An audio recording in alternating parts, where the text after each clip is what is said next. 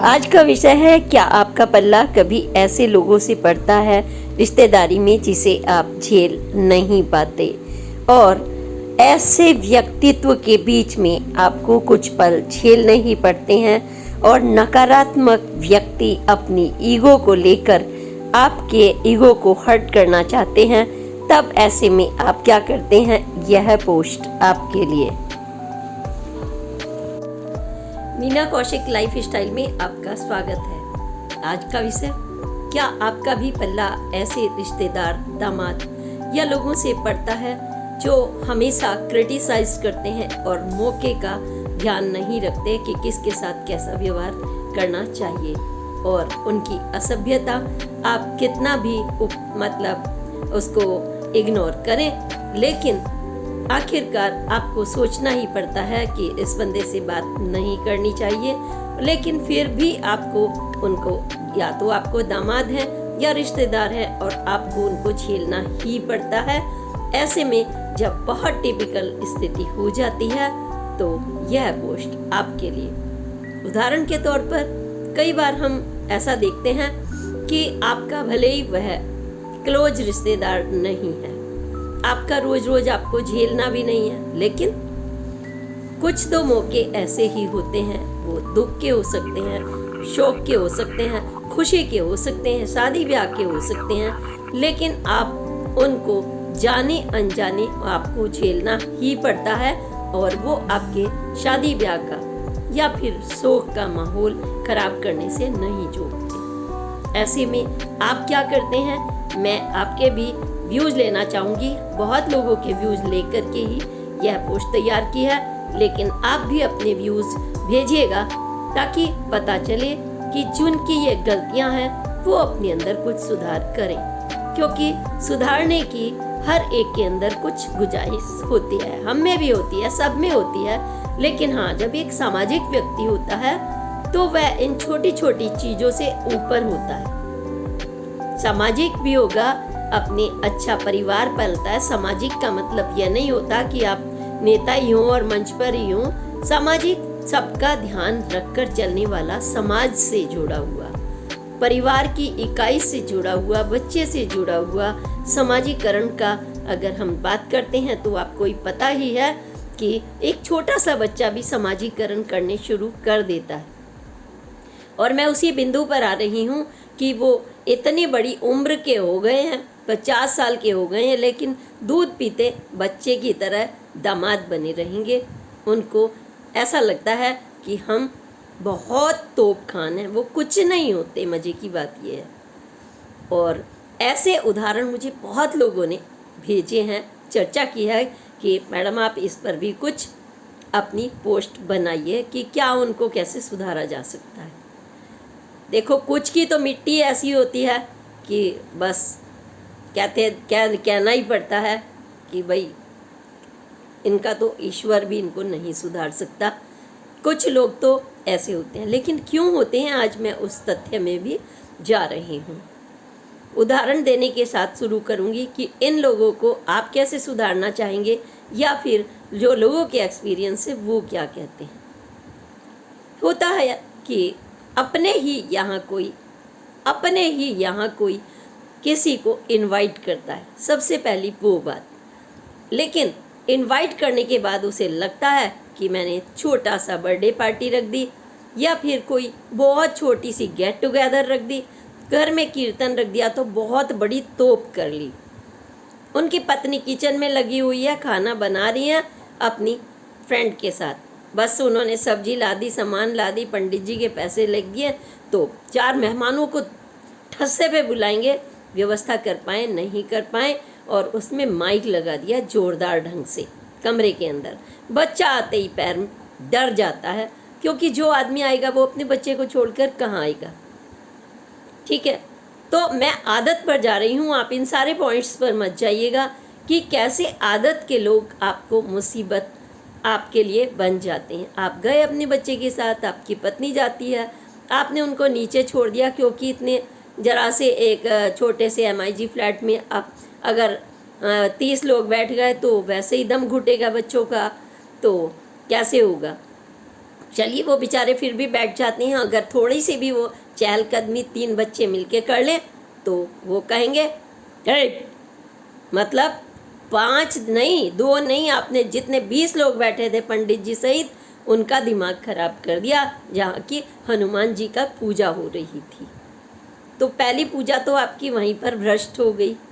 आप कुछ नहीं कर रहे हैं, आपकी पत्नी लगी हुई है, उसकी फ्रेंड्स लगी हुई हैं, बेटा सामान ला के दे रहा है, वो भी आप ही की नीचर का है ना। तो आपको ऐसा लगता है आप उसको डांट देंगे, बच्चा कुछ नहीं कहता, किनारे बैठ जाता है, मोबाइल देखता है। फिर दूसरे बच्चे उनको उठाते हैं, चलो थोड़ा सा मम्मी से मोबाइल दूसरा लेने की कोशिश करता है, ले लें, तो आप फिर से कहते हैं तेरा चश्मा तोड़ दूंगा। ये कैसी मतलब इंसानियत है। शायद एक कुत्ता, एक गाय, एक जानवर भी किसी के बच्चे को नहीं डांटता। आप कभी भी देख लेना कि शेर के बच्चे के पास भी अगर कोई आ जाए या लोमड़ी के, वो भी दूसरे के बच्चे को चूम चाट के, आपने कहानियों में सुना होगा, उनको अच्छे से रखते हैं। तो ऐसी मानसिकता में आपको जाने की मजबूरी हो तो आप क्या करेंगे? आप सभ्य व्यक्ति है तो वहाँ से 2 मिनट गम का सा घूंट पी करके उठकर चले आएंगे, क्योंकि आपका भी स्वाभिमान है। आपका बच्चे को कोई दूसरा ऐसी बात कर रहा है तो आपका तो हो गया भाई, आपका तो अपमान हुआ ही है, और बच्चा आपका रोने लगा है, वो रोएगा निश्चित रूप से। फिर आप कहेंगे हम नहीं जाएंगे, ठीक है, तो कोई बात नहीं, आप इग्नोर करेंगे। जिसकी वजह से आप जाते हैं, उस व्यक्ति की पत्नी, जिसकी वजह से आप जाते हैं रिश्ता निभाने के लिए, उस बेचारी का दिल रखने के लिए, धीरे धीरे आप खुद के मन को कहेंगे कि चलो होता है करेंगे। लेकिन दूसरा मौका जब मिलता है तो दूसरे मौके पे वही व्यक्ति बैठे हुए हैं। विश्वास करिए कि ये बातें बिल्कुल सच्ची हैं जो मुझे लोगों ने शेयर की हैं। वो बैठे हुए हैं वहाँ जाके और उनकी सास की मौत हो गई है, सब लोग जा चुके हैं, सबको रंज है, गम है, बेटी से लेकर के भाई बहनों तक सबको। लेकिन उनको पंडित जी कह देते हैं कि आप नहीं जाएंगे, दामाद नहीं जाते, वो खुशी से बैठ जाएंगे क्योंकि भाई दामाद हैं। और फिर वो बैठ करके क्या करते हैं, बड़ी मतलब ताज्जुब होता है, जो बातें सामने आती हैं ऐसी ऐसी भी, वो वहाँ पर करते हैं। अपने जो साले साहब हैं उनकी पत्नियों पर निगाह, वो सफाई कर रही हैं, सारी गंदगियाँ साफ़ कर रही हैं, सारी रिचुअल्स निभा रही हैं, रात भर से वो रोई हैं, सुबह कर रही हैं। अचानक से कोई पड़ोसन आ जाती है, कुछ चर्चा करने लगती हैं, तो कोई चीज़ें ऐसी भी होती हैं उस जाने वाले व्यक्ति की जो चेहरे पर हंसी ला दें या ठहाका ला दें, क्योंकि हर आदमी उन्हें स्मरण करता है। और अचानक से उनकी हंसी की आवाज़ आती है तो किसी और को चुभन नहीं होती, उन बंदे को होती है जो हमेशा इरिटेट रहता है बिना वजह, है ना। तो वो क्या अपनी पत्नी से या किसी से कहता है इन्हें चुप करा जाओ। उसका यही काम है कि दूसरों पे निगाह करना और चिड़चिड़ापन करना और बदतमीज़ी करना। क्या आपको भी ऐसे रिश्तेदार झेलने पड़ते हैं? आप वहाँ पर गए हुए हैं, आपका कुछ लेना नहीं, देना नहीं, बैठाना नहीं, जो उनको झेल रहा होगा उनके जो घर वाले वो तो हैं ही बेचारे, क्योंकि उनके बच्चों पर उनका पूरा हक है। उनके बच्चे आते हैं, आप उन पर चिल्लाते हैं, उनका बेटा भी ठीक आप ही की तरह से चिल्लाता है, मैं मारूंगा इसे, सबके सामने वो 2-3 टकली पर यहाँ लगाता है, वहाँ लगाता है, मैं मारूंगा इससे। ये सब झेलते हैं क्या आप भी ऐसी चीज़ें? और माहौल ख़राब हो जाता है। और जिसके बच्चे हैं वो दूसरे के बच्चे को तो मार नहीं सकते, अगर कोई बहुत गुस्सैल है तो वो अपने बच्चे को मारता है, समझदार है तो बाहर लेकर निकल जाता है। कहाँ निकल जाएगा अजनबी जगह में, और निकल भी जाएगा तो तीसरी बार सोचेगा यहाँ पर ना जाया जाए। लेकिन रिलेटिव्स हैं, जाने की भी मजबूरी होती है। एक अन्य महिला ने अपनी बात शेयर करते हुए कहा कि ऐसा उसके साथ भी हुआ। उसने ठीक ऐसा ही एक अपना वाकया किसी रिश्तेदार के यहाँ ना जाने का निर्णय लिया, लेकिन वो अपने रिश्तेदार के गई और वहाँ भी उन सज्जन को, क्योंकि रिलेटिव्स हैं, नेटवर्क होता है, वो भी वहाँ पर आए। बड़े बड़े गंदे गंदे नाखून, दांत मतलब तम्बाकू के खाए हुए गले हुए पीले, आंखों में यकृत की बीमारी के अजीब लक्षण। और वह व्यक्ति मतलब वो महिला अपना मोबाइल आराम से देख रही थी, शोक का समय था, और रो धो करके चुपचाप। और उस महिला से वो कहते हैं, ये मेरा मोबाइल तुम्हारे हाथ से कैसे आ गया। वह पढ़ी लिखी महिला हैरत में थी कि कैसा अजीब इंसान है, क्या कहे ऐसा माहौल में। 2 मिनट चुप रही, फिर उसने कहा, ये मेरा मोबाइल कहाँ से आ गया। उसने कहा, आपका मोबाइल आपके पास होगा, हमारे पास कहाँ हुआ। तभी दूर से उसका भी ठीक उसी की कॉपी बेटा कहता है, नहीं नहीं, ये तो पापा का मोबाइल है। क्या ऐसे घरों में कैसे जाएं? वो अपना मोबाइल देख रही है, क्या वो अपनी सफाई दे, निकाल के दिखाए कवर उसका हटा के कि ये मेरा मोबाइल है, आपका नहीं।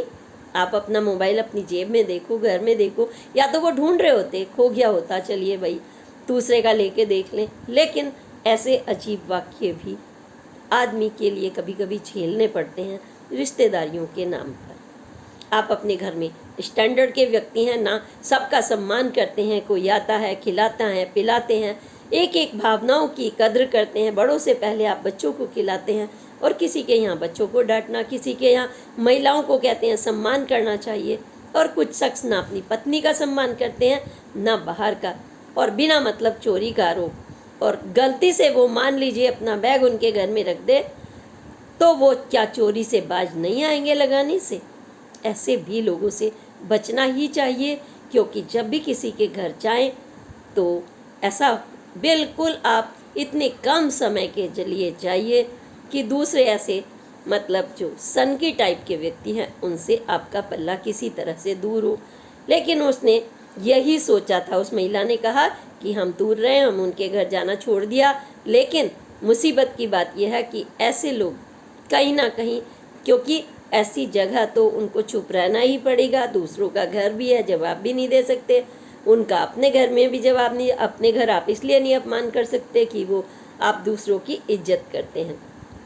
तो ऐसे संख्यों से आप कैसे निपटते हैं व्यूवर्स, मैं भी जानना चाहूँगी, क्योंकि हमारे व्यूवर्स ने अगर ये लिखा है तो एक दूसरे के एक्सपीरियंस से आगे बढ़ता है। लेकिन हाँ, अगर मुझसे कोई पर्सनल पूछे व्यक्तिगत रूप से, तो मैं यही कहूँगी, ऐसे रिश्तेदार ढूंढने से अच्छा है उनसे किनारा करना। उनसे किनारा तो करना पड़ेगा, क्योंकि आपका समय बहुत महत्वपूर्ण है। आप एक सकारात्मक सोच के व्यक्ति हैं, और अगर आप नकारात्मक लोगों से उलझेंगे तो बहुत मुश्किल आ जाएगी। लेकिन एज ए सामाजिक कार्यकर्ता, एज ए डॉक्टर की बेटी, डॉक्टर की बहन, और राजनीति में हर फील्ड में जहाँ मेरी अप्रोच है, अच्छे एक्सपीरियंस, तो मैं यह कहूँगी कि ऐसे व्यक्ति होम्योपैथी में एक मानसिक बीमारी के शिकार भी होते हैं। और मानसिक बीमारी कब होती है? इरिटेट होना, चिड़चिड़ा होना, अपनी पत्नी के ऊपर गुर्रियाना, चिल्लाना, उसको दूसरी की पत्नियों के सामने डिमोरलाइज करना, यहाँ तक कि जो उसके रिश्तेदार हैं उनको भी मौका देकर इसी तरह की हरकत करना। क्यों? क्योंकि उनके अगर धार्मिक आस्था के बात कहूँ और वैज्ञानिक रूप से, तो उनके राहु, शुक्र, शनि, चंद्र, कई नक्षत्र खराब होते हैं, कमज़ोर होते हैं, आई मीन, और वो अपना फ्रस्ट्रेशन दूसरों पे निकालने से बाज नहीं आते। और उनके दांत भी आपको गंदे मिलेंगे, उल्टे सीधे नशे की आदत भी मिलेगी दुनिया भर की, कि मतलब पहले सिगरेट, फिर पान, फिर दारू भी नहीं झेल पाते। एक दारू पीने का जो सभ्य तरीका विदेशों में है, तो 1 पैग ले लिया, 2 पैग ले लिया, लेकिन वो कहीं पर बैठेंगे ऐसे जैसे भिखारी होते हैं, उन्हें 7 जन्म से नहीं मिली, छुपा के पीने की कोशिश, और ऐसा दिखाएंगे। मतलब उन्होंने अगर अपने किसी साले या रिश्तेदार के भी पहले तो खुद बुलाएंगे, फिर बैठाएंगे, फिर कहेंगे मैंने तो इतने की पिला दी। तो ये मानसिक कमजोरी होती है, और इसमें ये लोग बीमार भी होते हैं। होम्योपैथी में लक्षण साफ दिखाई देते हैं: गंदा रहने की आदत, नेल्स बढ़े हुए, गंदे, सोच चिड़चिड़ी, दूसरे की नकारात्मक और दूसरों की क्रिटिसाइज करने वाले, यकृत के बीमार, आंखें भी उनकी आपको गदलाई सी गंदी सी मिलेंगी और वह अपने आप से दरअसल सेटिस्फाई नहीं होते। तो उनके घर वालों को ये ध्यान रखना होगा कि अगर मेरा पति इतना चिड़चिड़ा है या मेरा भाई चिड़चिड़ा है या बेटा चिड़चिड़ा है, तो उनका थोड़ा सा खान पान में बदलाव होना चाहिए और उनका चिकित्सा भी ज़रूर करनी चाहिए, चाहे बीमारी के बहाने ही करिए, क्योंकि वो तो एक्सेप्ट करेंगे नहीं कि मैं गुस्सा करता हूँ, मैं क्रिटिसाइज़ करता हूँ, मैं उसके रिश्तेदारों को नीचा दिखाता हूँ, क्योंकि उनके अंदर जो सुपीरियरिटी कॉम्प्लेक्स होता है वो दिखावटी होता है, वो होते नहीं हैं। उनके अंदर से एक भय होता है, डर होता है और वो किसी और पर नहीं निकाल पाते, तो अपने पत्नी और उनके रिश्तेदारों पर निकालने की कोशिश करते हैं, क्योंकि वो मौके का फ़ायदा उठाकर साला है उसकी पत्नी पर, उसे हर वक्त वो हंस क्यों रही है, वो काम क्यों नहीं कर रही है, उसको गंदी चाय घोल कर पिलाना या उसको सबसे बाद में पिलाना, वो पहले खा ले भूख लगी है, या कोई उसे क्यों इसे पहले क्यों खिलाना है। एक छोटी छोटी वो जब हरकत करते हैं तो उनके अंदर कहीं उनकी गड़बड़ सोच होती है।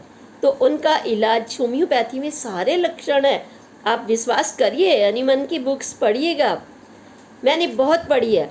उनके तो शारीरिक रचना से लेकर के कलर तक सारे लक्षण आपको मिलेंगे कि वो रात को सोते हैं तो बड़बड़ाते हैं, क्या करते हैं, वो दूसरों को देखकर उनके दिमाग में क्या नकारात्मक सोच आती है, वो जागने के बाद क्या करते हैं, सोने के बाद क्या करते हैं, खाने से पहले उनकी क्या हरकत होती है, उनके लक्षण, उनका कलर, वो गोरे हैं, सांवले हैं, लंबे हैं, मोटे हैं, पतले, सारे लक्षण आपको मिलेंगे।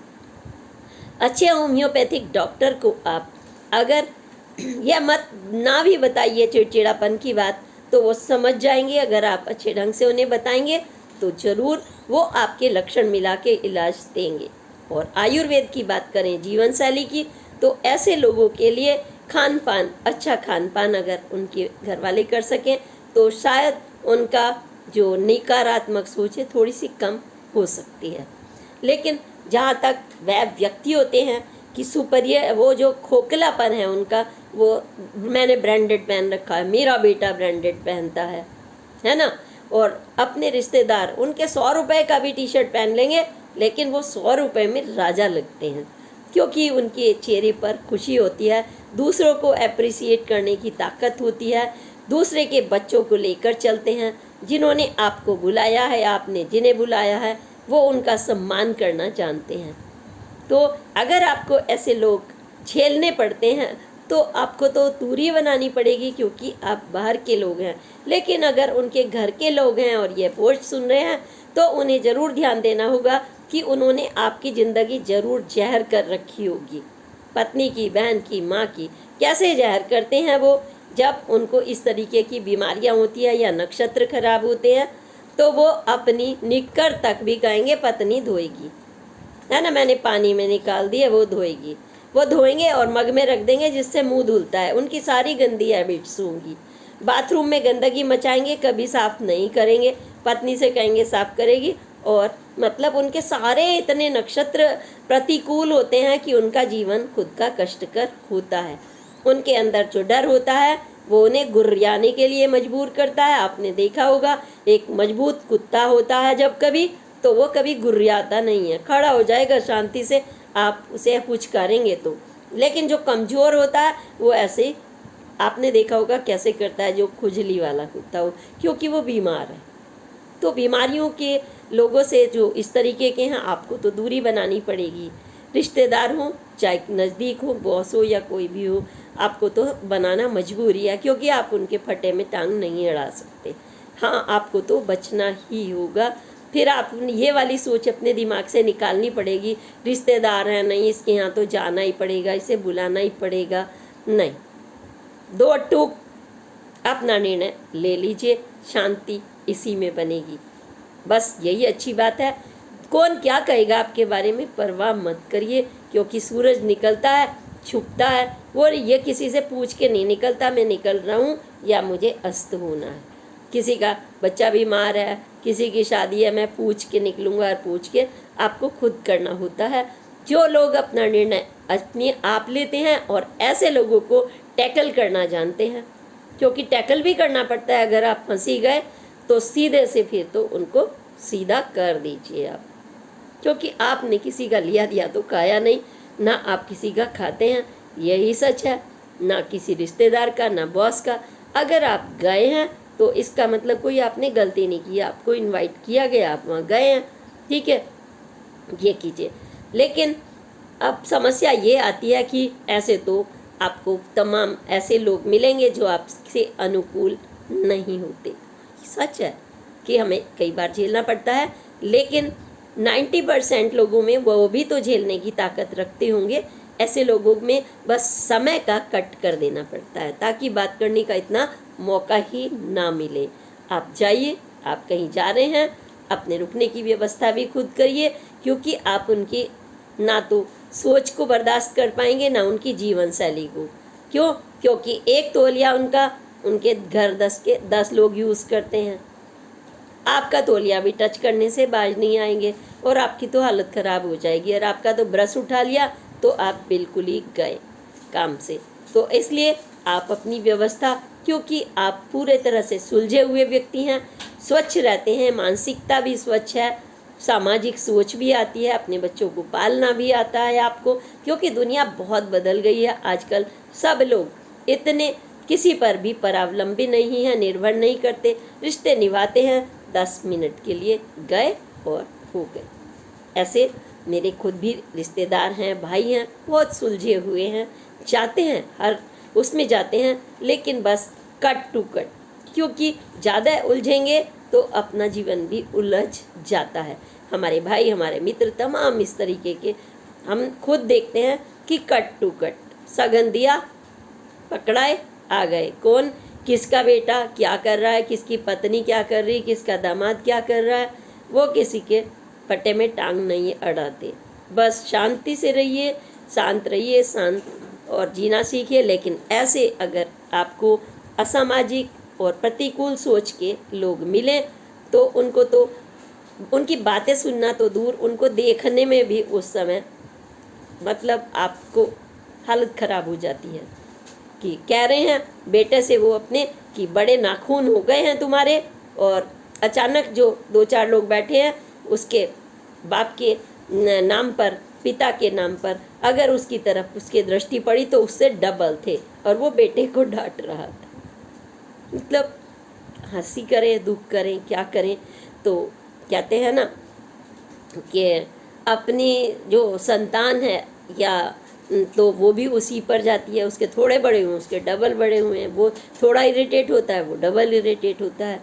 लेकिन जो अच्छे मतलब अगर परसेंटेज कहें तो ग्लोबलाइजेशन में आजकल बहुत दुनिया बदल रही है। अपने दांतों का भी ध्यान रखती हैं, अपने बालों का भी ध्यान रखती हैं, अपने जो रिश्तेदार हैं उनका भी ध्यान रखते हैं, अपने बच्चों का भी ध्यान रखते हैं। जो लोग स्वच्छ मन के हैं, सबसे बड़ी बात, उनसे अपना अनुकूलन आप बना सकते हैं। जिसका मन स्वच्छ होगा तन स्वयं होगा, और जिसका तन स्वयं होगा स्वच्छ, उसका घर भी स्वच्छ होगा, और घर स्वच्छ होगा तो किचन बाथरूम भी स्वच्छ होगी। और जिसका किचन बाथरूम घर स्वच्छ है, भले ही गरीब भी है, मैं ये नहीं कह रही हूँ कि उसमें सारी एसेसरीज महंगी महंगी हो, लेकिन सफाई है तो वो दूसरे का ना टॉवल यूज़ करेंगे, ना दूसरे को वो निगेटिव दृष्टि से देखेंगे, ना किसी की पत्नी के बारे में कमेंट करेंगे, वो हंस क्यों रही है, वो रो क्यों रही है, वो काम क्यों नहीं करती। आपके घर में आई है तो वो काम पर लग जाए, क्योंकि वो आपकी साली है, आपकी मौसी है, आपकी दादी है, नानी है,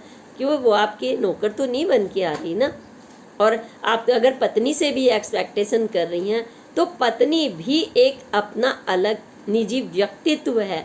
आप उसको नीचा दिखाने के लिए या उसके रिश्तेदारों को कटाक्ष करने से बाज नहीं आते तो you are not the right person. कोई भी कहेगा, मैं क्या, फिर तो यही कहेगा कि आप बीमार हैं, आप अपना इलाज करा लीजिए।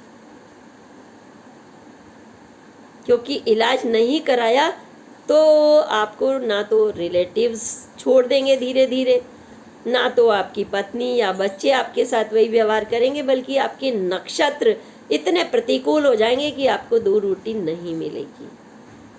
आपके ऊपर कर्ज भी हमेशा दमा रहेगा, आपके ऊपर घर नहीं होगा, आप चौड़े होते रहेंगे। मैं छोटे से घर में था मेरे पास फ्रिज भी थी, मेरे पास ये भी था, मेरे पास वो भी था।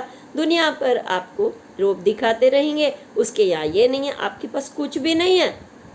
आप किसी के गाड़ी को देखकर चिढ़ जाते हैं, उसने लंबी गाड़ी क्यों ली है, क्या ज़रूरत थी रिश्तेदार की क्रिटिसाइज।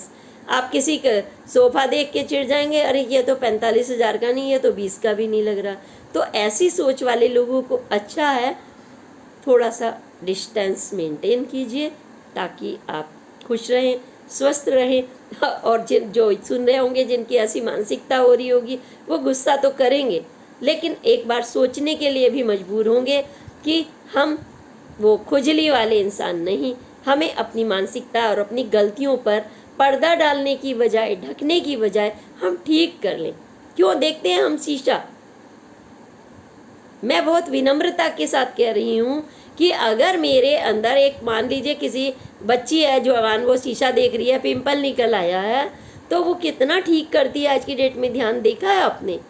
वो ऐसे आजकल मेडिकेटेड चीज़ें आ रही हैं, वो लगाएंगी, कोई कुछ लगाता है, कोई कुछ लगाता है। इस समय उनकी चर्चा नहीं कर रही, वो क्या लगाते हैं, वो रेमेडी करते हैं, उसकी उपचार करते हैं। अपनी कमियों का उपचार अगर हम कर लें तो हम बेहतरीन हो जाते हैं।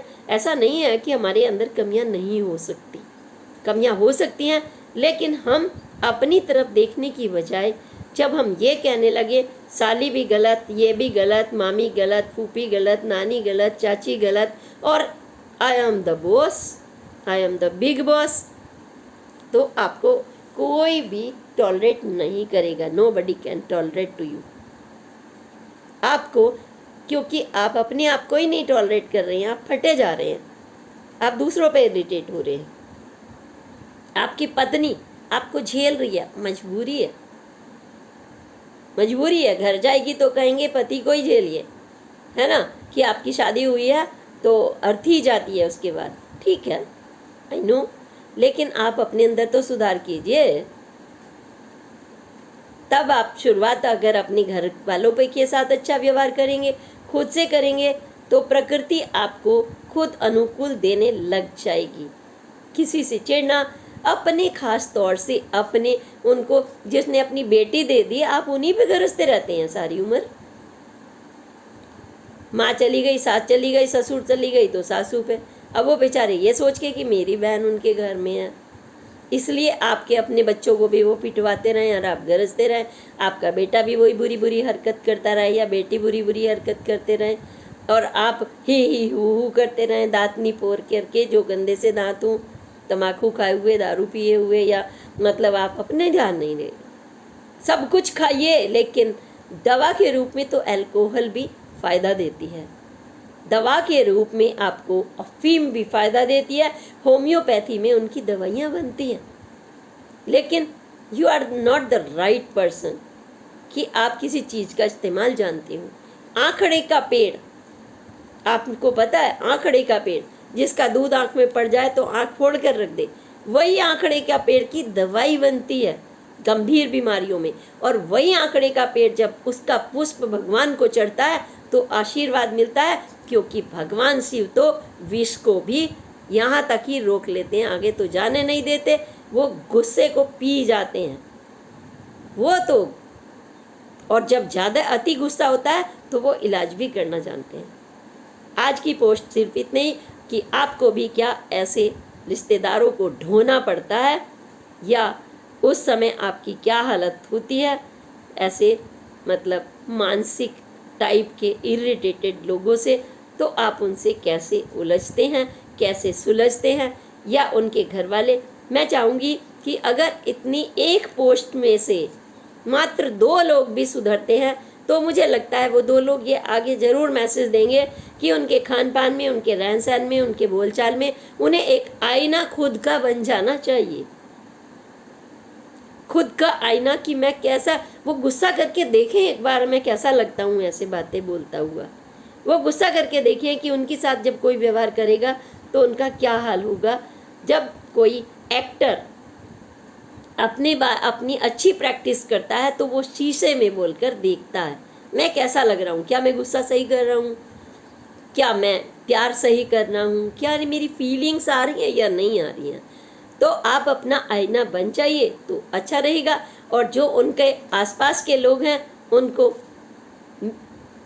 डिफरेंस, मेक द डिफरेंस, सीधे से बना लीजिए, डिस्टेंस बना लीजिए डिफरेंस की बजाय, और अपने और उनके बीच डिफरेंस समझिए कि आप उनके काबिल बीच में है बैठने के या नहीं ऐसे व्यक्ति के।